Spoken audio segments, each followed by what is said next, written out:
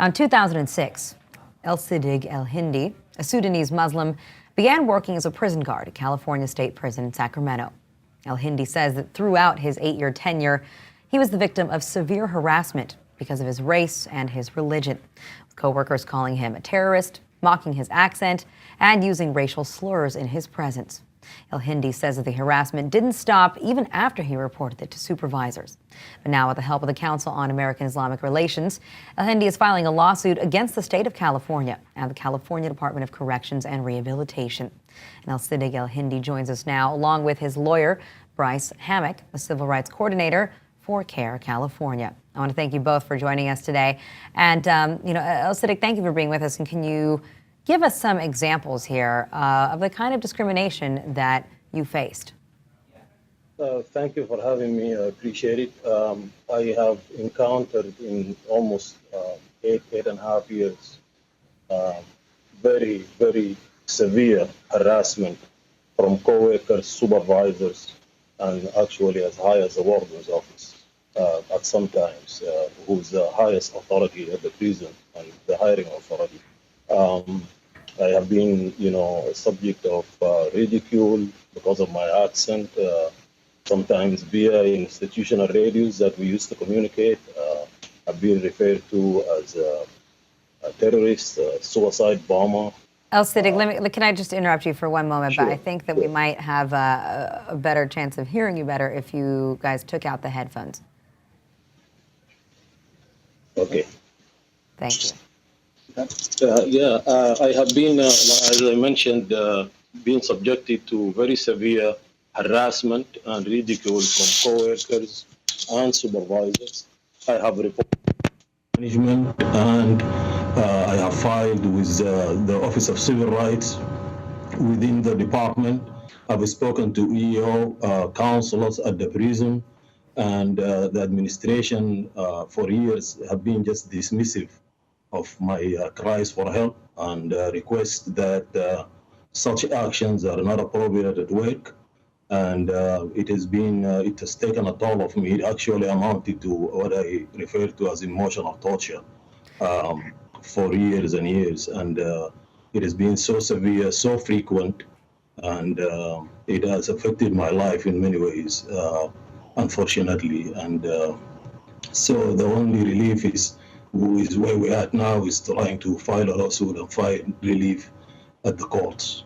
And well, talk to us about that. When you said that it's affected your life in many ways, how?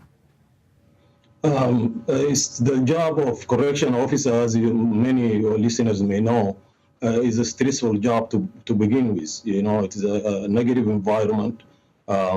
You go to work, you depend on your co-workers because we are on one side and the criminals are on the other side. Unfortunately, on my case, another group was created, and I am in between. So communications are not there because people will not talk to you. I will show up to my post, and people will disappear during the shift because they don't want to sit with me, because the administration will leak information if I report to someone, and then the coworkers start calling you a rat, a snitch. You talk to the administration, and all they could do is suggest that you retire. Why don't you just retire? Just disappear, because they couldn't do anything about it, and either because they're unwilling or they have been condoning the actions of co-workers and supervisors. Now, Bryce, talk to us about what has already happened too in this case. The Equal Employment Opportunity Commission found last year that El-Siddiq's civil rights may have been violated, but the Justice Department chose not to pursue a case there. Why not? That's correct. So in 2011, Mr. El-Hindi filed a complaint with the EEOC, which is the proper administrative channel before you can file a suit in federal court. After a thorough investigation, they found evidence that showed reasonable cause to believe that his allegations were true. This finding is only made in about 2 to 4% of cases that the EEOC ever investigates. They have a very high standard of proof to make this finding. From what I understand, it's even higher than the proof you need in civil court. So it says a lot about the allegations that Mr. El-Hindi is making. We aren't sure why the DOJ declined suit. When we're given documents from the EEOC following their investigation, the portions of communication between the EEOC and the DOJ are redacted. So we're not really able to understand why that decision was made. All we know is that it was made, and that we wanted to move forward on the case because we felt that action needed to be taken. Well, why did CAIR choose to pick this case up? CAIR is a religious civil rights organization that's been around for about 20 years now. We're based in D.C., and we fight for the rights of American Muslims like Mr. El-Hindi to be safe in their workplace, to take on jobs that they believe in, take on causes they believe in, and to do so without fear of retaliation and harassment due to their Islamic beliefs. This case is based on employment harassment, but at the end of the day, it's really about being able to exercise your right to practice whatever religion you see fit without fear of having your livelihood affected by it.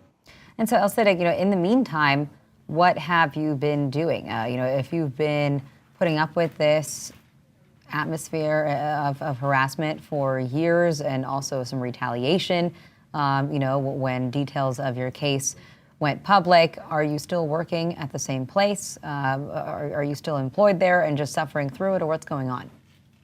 I have actually transferred to another prison, which is about 50 miles from where I live, about 3 months ago. I started there September 22nd, 2014. So I work at another location at this time. And is it better there?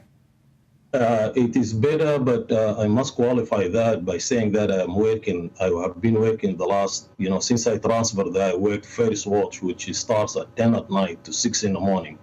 So I have made a very limited number of staff, and I'm hoping it would be, as I expected or as I have seen so far, but I'm not sure. The jury's still out on that. All right, El-Siddiq and Bryce, thank you both for joining us today.